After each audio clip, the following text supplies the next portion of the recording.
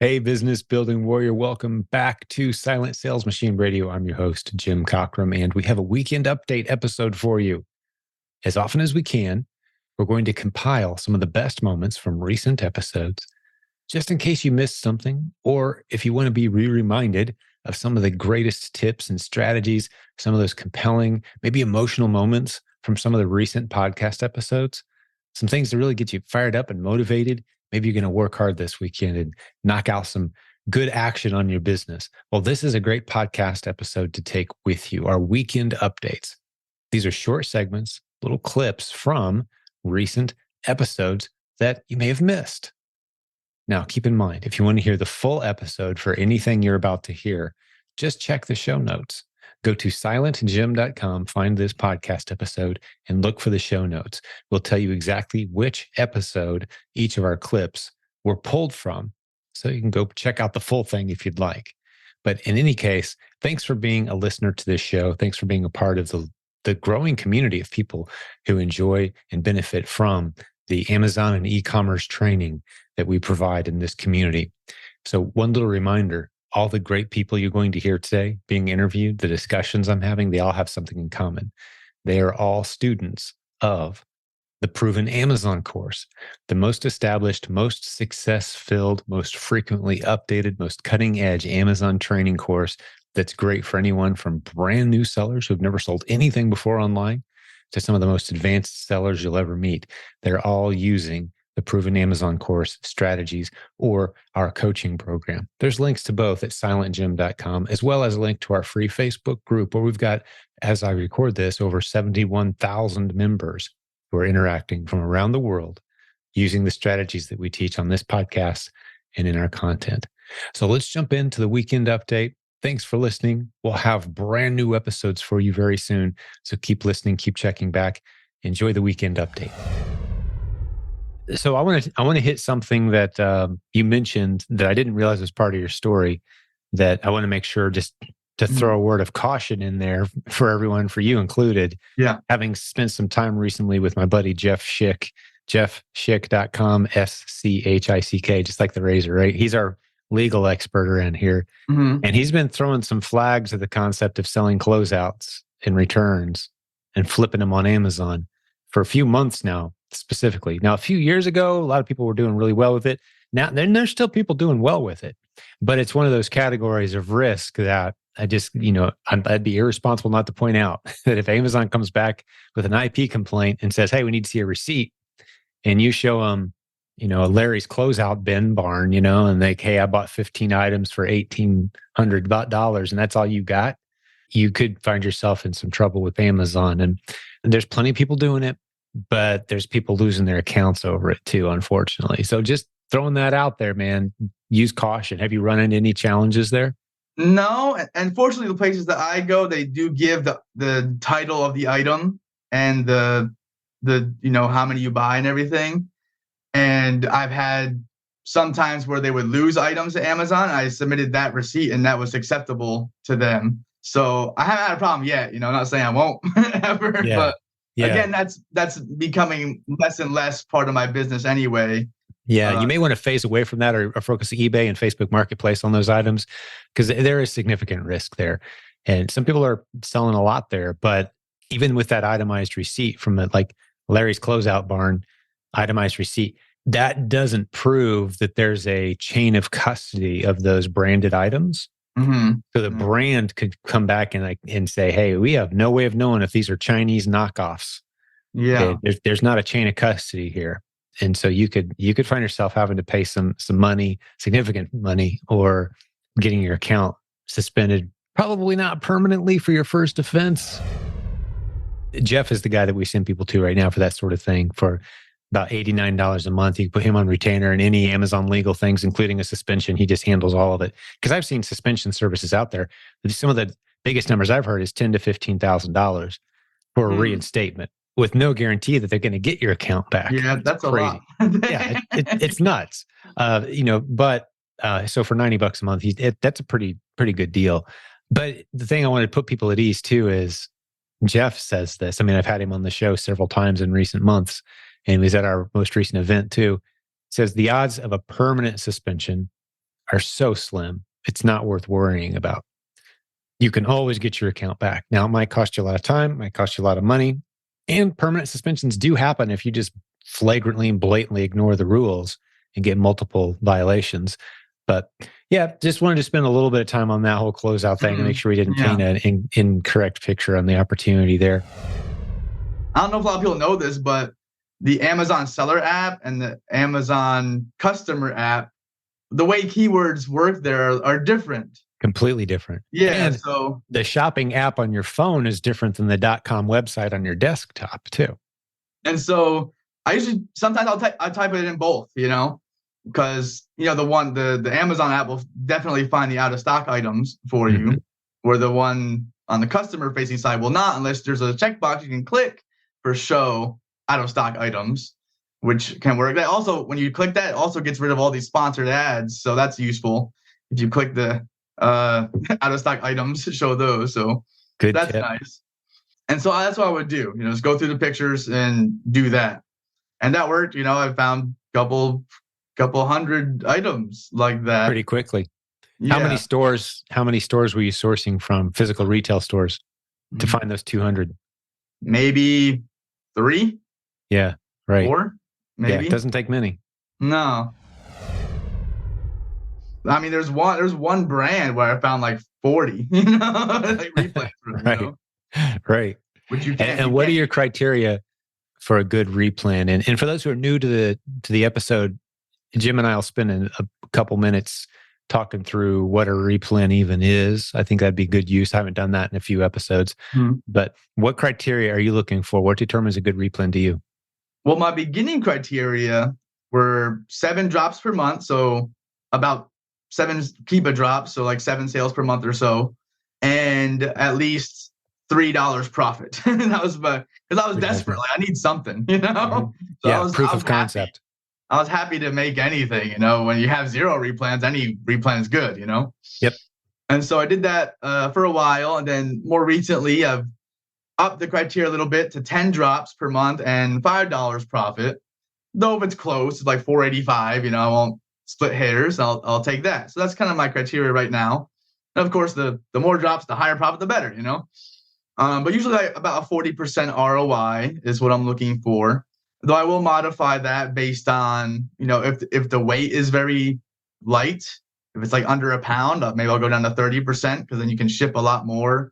So I will adjust the criteria, I don't know if I have an exact algorithm, but just my feeling, kind of thing.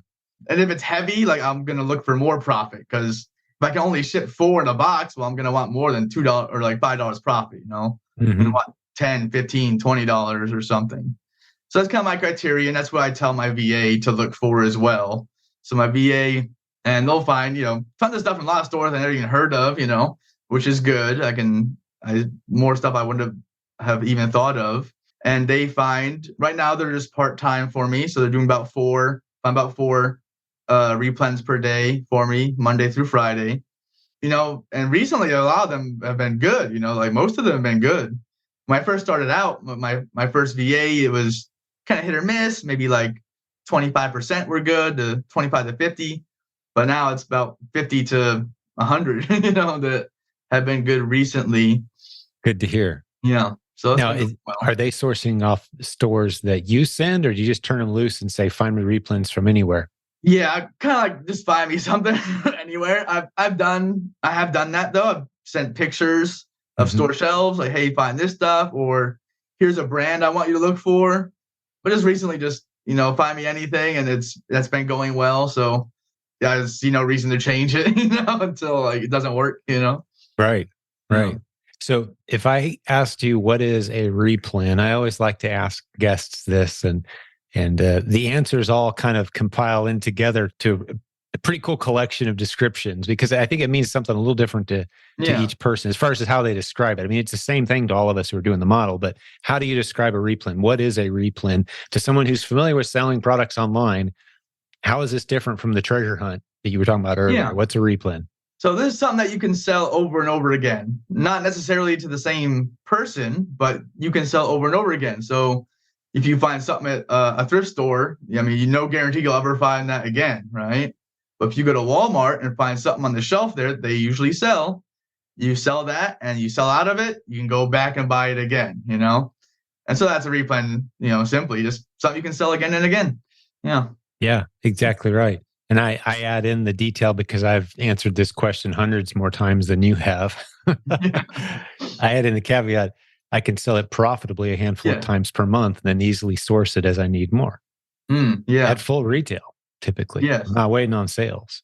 Exactly. That's it. So you're finding these underserved listings on Amazon and then replenishing your inventory as needed as you sell against that ASIN, that listing.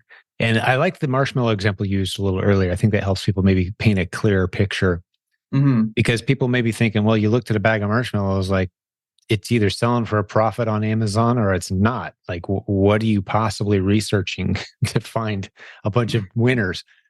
Well, that could be a 2-pack, a 3-pack. It could be in a bundle mixed with, a s'mores pack, right? Yeah. And it's like, oh, I could source everything in that s'mores pack and make that same bundle. Like that bag of marshmallows could appear in 80 listings on Amazon, and 79 of them are a complete waste of your time, but one of them is a replen. Yes.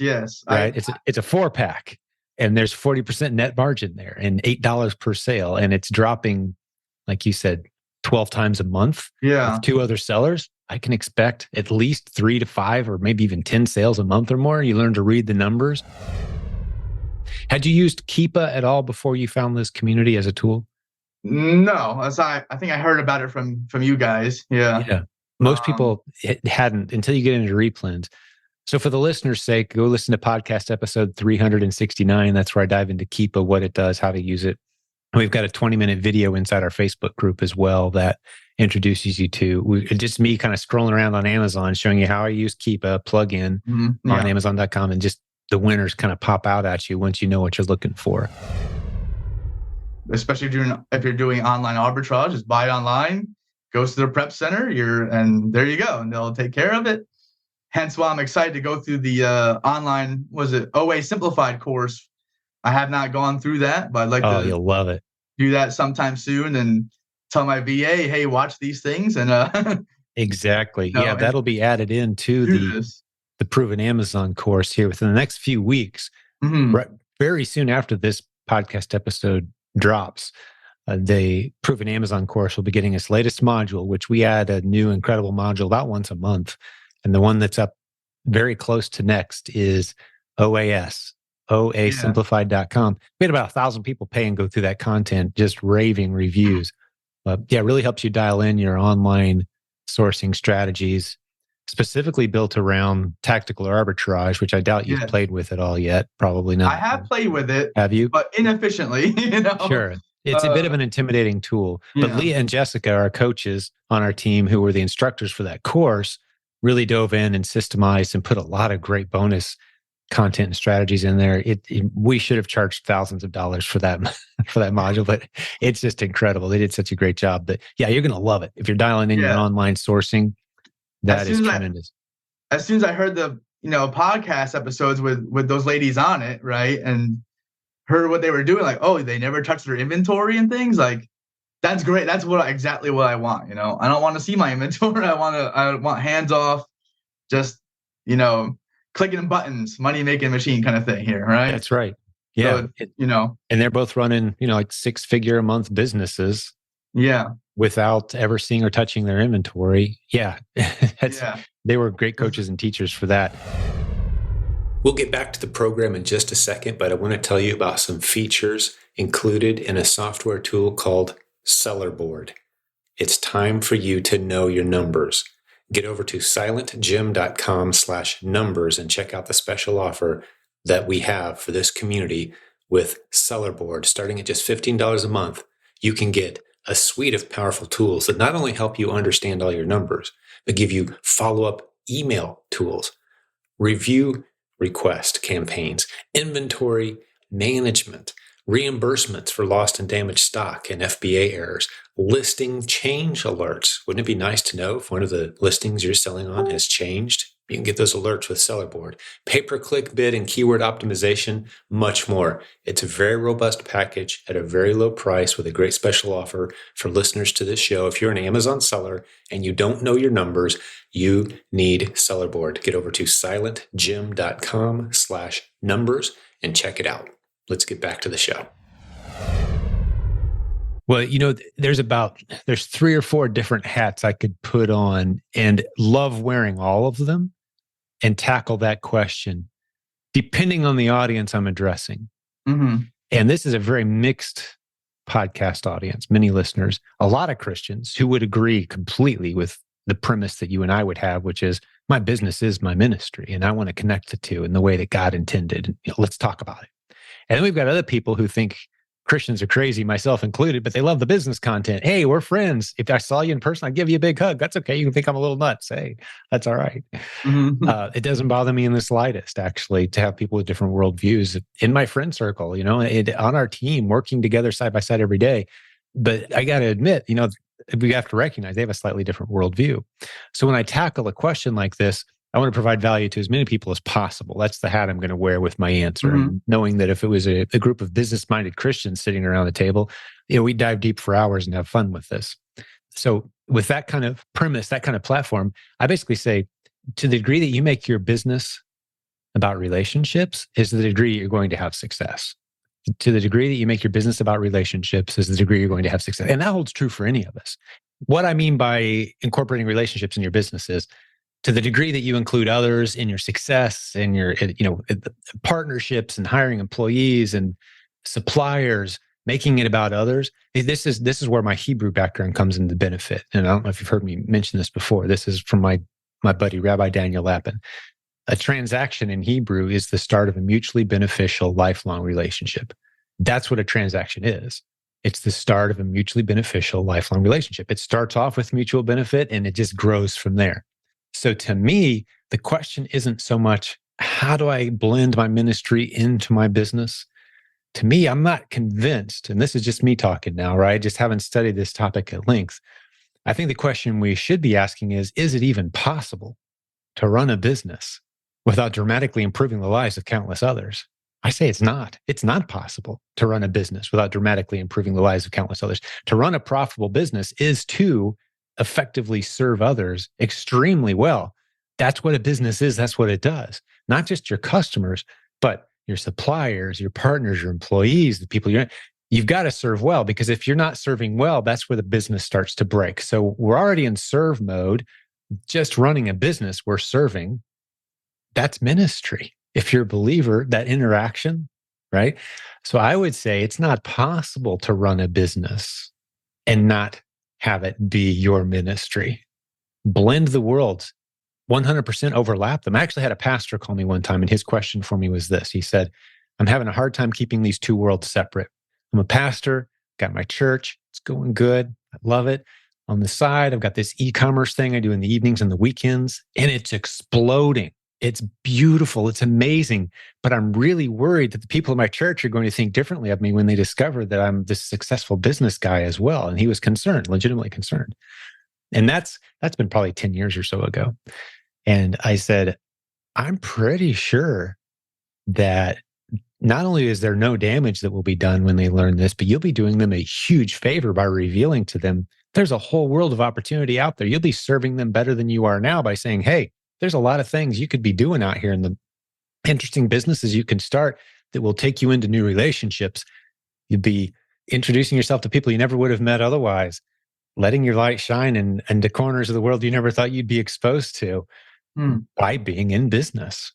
And even for me personally, I think every missionary that any denomination in the world sends out should send them out equipped as an entrepreneurial business warrior, basically. So they can go in under the flag of business owner and go anywhere, and the world will welcome them.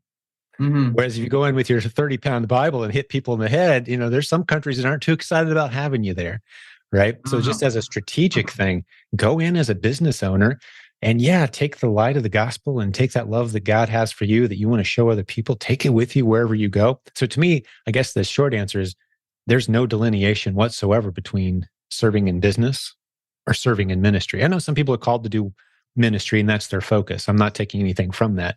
But if you're in business, that is your ministry. If you're a Christian, that's my short answer to that. There's a good book. Have you read Evangelpreneur by Josh Tolley by any chance? No. Tolley, Josh Tolley. Look him up. Actually, Jimmy Smith on our team does some work for him. Evangelpreneur is the title, a pretty slick title, but he basically makes the argument in that book that everyone needs to start a business. Absolutely everyone should have a home-based business because of the time we live in. And he lays down multiple reasons, everything from family dynamic, husband-wife relationships, and and just across the board, statistics and data backs up every point he makes. And then basically just lays down that, especially for us as Christians, is that the opportunity for, we're called to share the good news that we have. Business is just another avenue to do that. So that's somewhat choppy perhaps, but my take on all of that. And I'd be curious to hear, how what you're struggling with as you think through that and what prompted that question even. How does that work? Or is there other avenues you can build relationships through? Yes. Let me tackle that because I've seen thousands of people do these business models. And don't belittle the relationships that seem to be completely virtual that should be more personal. Meaning like the manager at Walmart, yeah, you should be one of their favorite customers. The manager of the store, yeah, get to know them. Yeah, take them a little gift. Get to know their first name. Get their cell phone. Get to know, that'll pay off in bigger results for your business and bigger opportunities for you. It will lead to other things. But that's another relationship. We should be in constant relationship expansion mode. So while the Amazon model itself can be somewhat impersonal, I'm never going to meet the person that bought this 6-pack of green beans. Some businesses meet their customers. As an Amazon reseller, not necessarily. And that's one of the big challenges I have with the model. Actually, I had a chance to speak to, have you heard me tell that story? The senior vice president that I met, right? Like, hey, you got to let buyers and sellers connect, buddy. You're leaving a lot of revenue on the table. And they tended to agree with me. And I think they're doing some things to start to break down those barriers. But we don't have to wait on Amazon to do the right thing to break down those barriers. And instead of an email, get on the phone. You'll make more money. That sentence right there stands alone. Not only will you build more quality relationships, you'll make more money too. The two aren't conflicting messages. They're co-supportive messages. They compound on each other. Pick up the phone more or get on a Zoom more.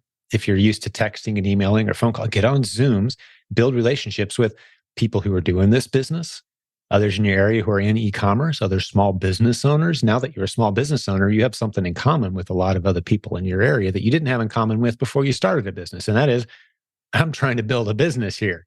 All right. A lot of the same struggles. There's a lot you have in common with the guy who runs a dog grooming business. You don't realize it yet, but you can say a lot of it. You can finish each other's sentences. It's like sometimes the most annoying part of my business is the customers, man. Like, yeah, we've all got that in common. Look around the room like, hey, I've never heard anyone say that before, right? I mean, we're all running different businesses and we can all say that, right? Like those things you have in common with the other small business. So that's new relationships you can venture into based on, hey, I'm a small business owner now, right? The accountant that you're going to need, great person to know. So the relationships, you have to be intentional about it. But one of the leaders in our community said a few years back, the solution to every challenge you're going to run into is a person. Not necessarily. No, a book can help you, a strategy session with a coach you'll never meet, but if you can integrate new people into your life as you're solving the challenges of business, you look around suddenly and you've got 50 people in your life that wouldn't have been there had you not started a business. Never mind the fact that we're never going to meet the person we sold a 6-pack of green beans to. Okay, we may not never meet that customer, but that doesn't mean we can't be very intentional about the relationships. Just because our model keeps some people out of our life relationally, there's still a whole lot of people we can include. Does that make sense? And you have to be intentional about it. You're not going to stumble into it. Yeah. That's really good, actually. Yeah. Because, I've seen people do this model for a decade, 2 decades. I know someone. I'm not going to name names. Some people know who I'm talking about, but they ran a very isolated model of this business. Stay home, leave me alone. Everything's email, never get on the phone, never do Zooms, never do live events. I'm just going to, I'm doing e-commerce, me, myself, and I over here in my little corner. It's a lonely, isolated I don't know how you stay motivated type of way to do this. But on the other hand, the people I see do really, really well. And he didn't do as well as I thought he definitely could have and should have, because he just Mm-hmm. was kind of by himself. But then the people that do really well tend to be the people that surround themselves. They start a mastermind group. Maybe they're in 3 or 4 different mastermind groups, and it seems like they're always on Zooms with groups of people and live events. And they come to our Proven conference, and they're always interacting.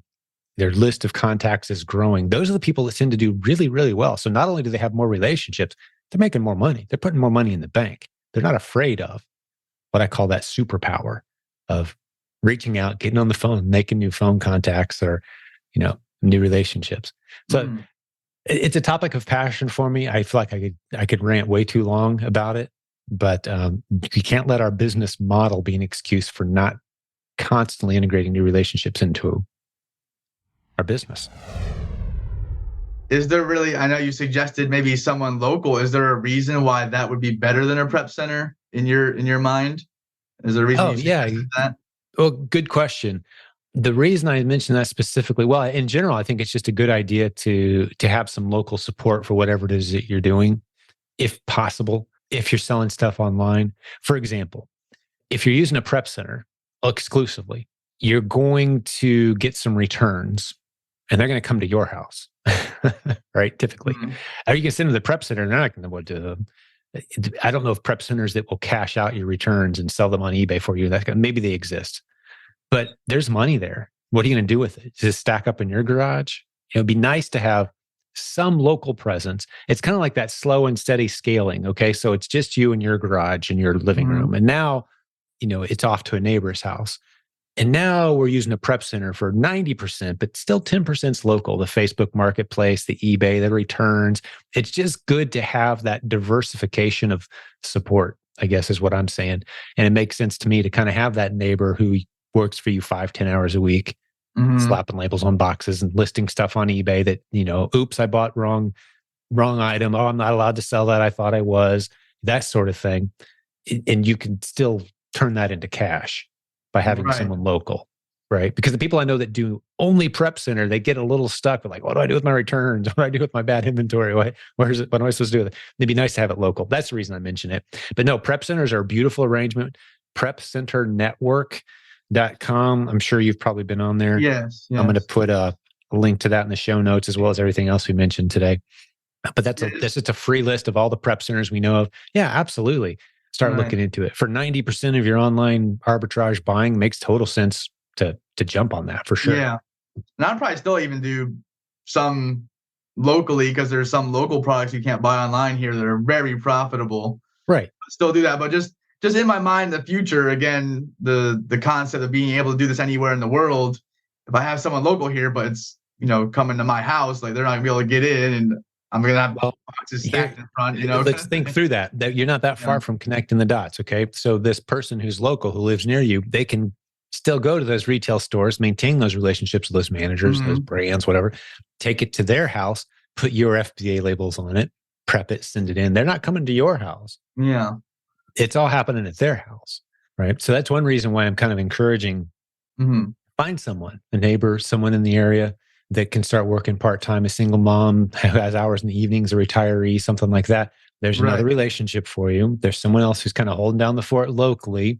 The stuff that gets delivered, instead of deliver it to your house, have it delivered there, or they come to your house once a day and just pick it all up off the porch, or get the code into your garage or whatever, right? Like these kind of arrangements start to make a whole lot of sense. It's kind of an in-between step between having it all in your living room or having it in a prep center that's 1,000 miles away.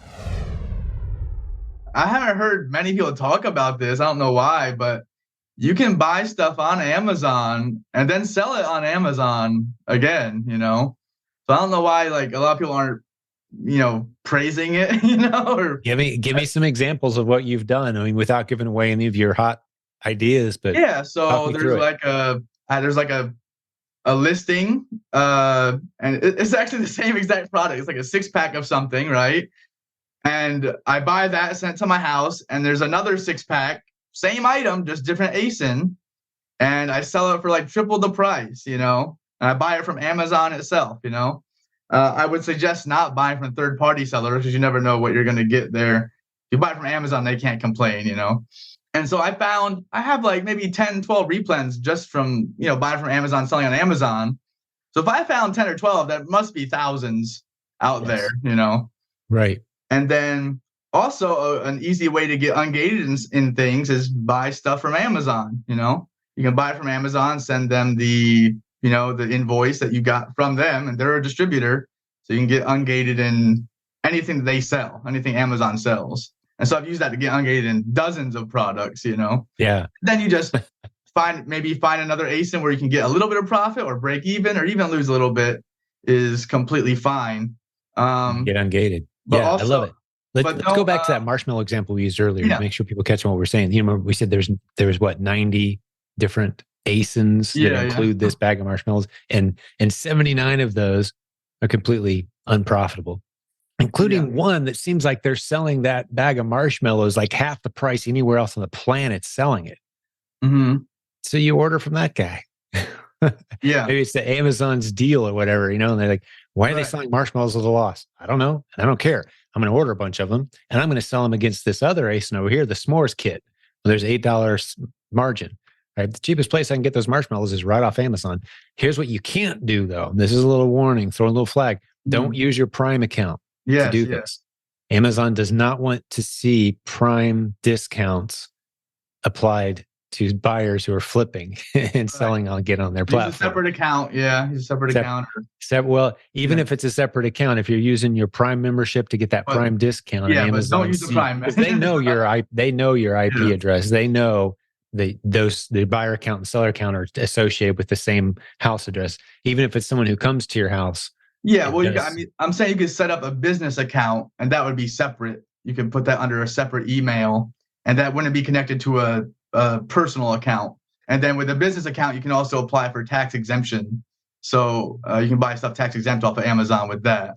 So but you can't. But even still, if you intend to resell it, don't use your Prime account. Right. But usually for business, you have to pay a separate fee for business Prime for under the business account. That's outside of my scope of where I can confidently speak. If it's a business buyer account, if you can still flip and resell that on Amazon, I'd have to say I don't know. But don't use your personal Prime account to flip. Right. I do know that for sure. I've seen people get in trouble. That's one of those things where it's like, it doesn't matter who you hire, you're going to have a hard time getting your account back if they catch you flipping. It's kind of like having multiple selling accounts running out of the same. Yeah. The Amazon does not like that. They'll shut it down. Just follow Amazon's rules and you'll be fine, Exactly. Just don't break the rules. But that is a great tip. Well, you know what? As I'm finishing this thought, a book you would really enjoy is The E-Myth by Michael Gerber. Have you ever read it or heard of it? I have, yes. You've read it? Yes, I read the one for entrepreneurs, and he made one for chiropractors, but I read it as well. No way. Okay. Yeah. So did that book speak to what you were talking about right now pretty well? It was probably 7 or 8 years ago that I read it, so I could definitely redigest it. Read it again as a guy running two businesses, and he's going to hit you in the face with a 2x4 about 15 times in that book. Yeah. Because one of the lessons that he's going to drill into you is you can't be the technician and the owner. You can't do both. You've got to think like an owner, like an investor, like a numbers guy. That is exactly what I want to become as an owner. Mm-hmm. And I either don't have the mentality or the training to take that step. Well, and here's having seen a lot of people go through this journey, and it's been a 20-year journey for me, literally where I think instinctually this way. I don't get into anything that would require me. This podcast is literally the only exception. Mm-hmm. Because that would be difficult to transfer the Silent Jim podcast to someone else. And, long term, that may be a strategic mistake on my part, but that's okay. I love doing what I do. This is my ministry. I have fun doing. I'm meeting great people. Right. It's and it's not a core. If I shut this podcast down, it would hurt, but I've got other things rocking still that other people are completely in charge of. It doesn't rely on me. Well, so I think the little mindset shift that needs to be made. And again, I've been on this journey a long time. Mm-hmm. It's an incremental thing. It's not a step you take. It's 100 steps you take by constantly asking yourself, am I the only one that could be doing what I'm doing? Or stated differently and more powerfully, and this is a key phrase, you mentioned, I've created this content. I've said this 100 times in books and podcast episodes, content I've created. Only do the things that only you can do. Yes. And that list needs to be shrinking. Your unique selling proposition, the USP. Exactly. Yeah. And as a business owner, it becomes very, very little except making the big, important decisions that adjust the direction of your business. Well, and that was one of the three main things. I had three criteria I wanted to go after a side hustle, and that being able to scale and step away was the main factor. I did not want to be. I didn't want a second job, and here I am 3 years later with a second job. Yes. So, yeah, that was a key thing. Temporarily. Right. But there's no aspect of this business that requires you at the center. Every piece of it someone else can be trained in relatively short period of time. I would think so. Absolutely. Absolutely you can. So the first person you replace, the first thing you bring on board is someone else to find new inventory. Who else is going out and finding money? Who else is going out and finding opportunity? That's a virtual assistant that you pay $4 per hour in the Philippines, as trained by our team, or you could train them yourself. But I see the value of that infinitely. And we got my wife, and my wife would love to get this out of our dining room. We've done it all out of there. Yeah. Well, that's almost the treat on the other side of this first initial leap. You have to, I remember I said 100 steps. Yes. And it's not really 100, it's maybe 5 or 10, but I just want you to think mentally incremental, not tomorrow I'm stepping away from my business and I'm giving other people all the job. Like, no, it's an incremental thing, right? You almost mature into the process, slowly develop into it. But one of those first steps is getting someone else bringing in revenue. That's important. I could defend why that's important, as opposed to, I don't like box tape. I think I'm going to bring someone in to do that. No, that's not it's not what you like and don't like. That's a very immature process to think. Yes. The mature process, the thinking like a business owner is, I need someone else bringing in revenue. Okay, got it. Now, where do we go next? It's the stuff that I can get off my desk by paying somebody the least amount of money and creating the maximum amount of convenience, such as prep. That's great. I took my hand off prep immediately. That was the worst part of this job for me. And I'll tell you right now, if you got on Facebook and put up a post and said, hey, I need someone to put tape on boxes and put stickers on stuff, and I'll pay $12 an hour, you'd have 50 candidates, right? They wouldn't all be great candidates. Yeah, I have no doubt. Yeah, that's the easy thing for me to do, is take my hand off that. Right. So that piece, but the shopping piece too is another one where you can pay people. Here's your shopping list. Go out and buy these things, especially if it's OA. Now you can have someone in the Philippines if it's online sourcing. You got someone in the Philippines doing your shopping. Oh, I'm looking forward to it. That's like my January goal. I'm hoping to finish my fourth quarter with what we're doing, put a few bucks in the bank to hang on to for training or whatever we got to, and hit January 2023 at a sprint.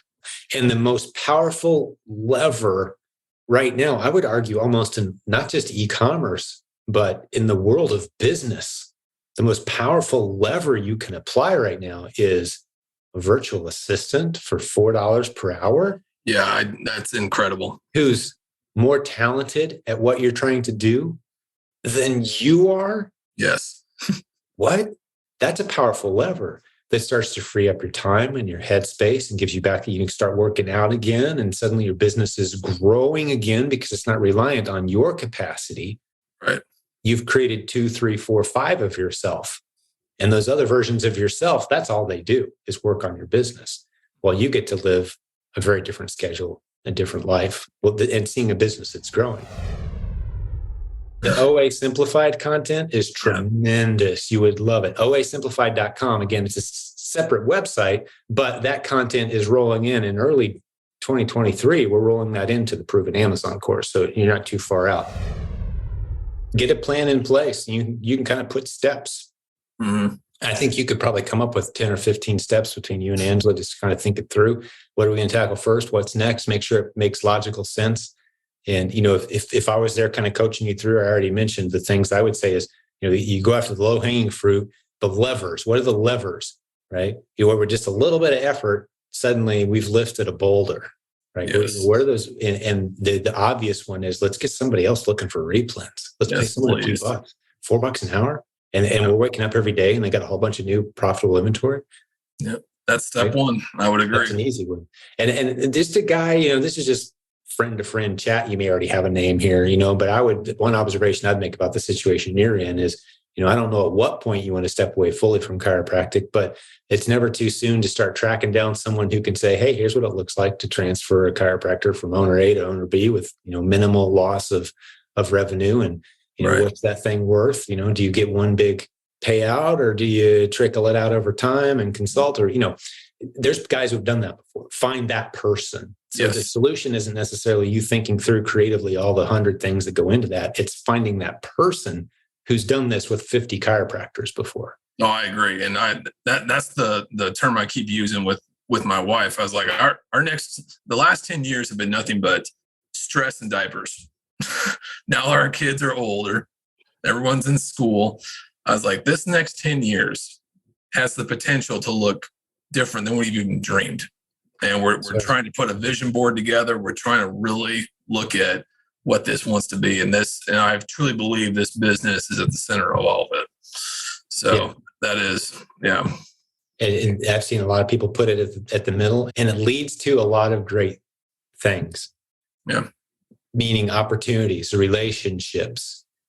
You've heard that as a theme if you've listened to some podcast episodes. Mm. I think that what you're going to replace the boxes and tape with, and the bubble wrap and the shopping trips, is going to be replaced with people, relationships, other people similar positions to you, getting into a mastermind, a 2-hour Zoom every Thursday with others in the community and just kind of talking through each other's businesses, challenging, maybe creating some content, maybe doing some coaching with us, right? People, that's that next.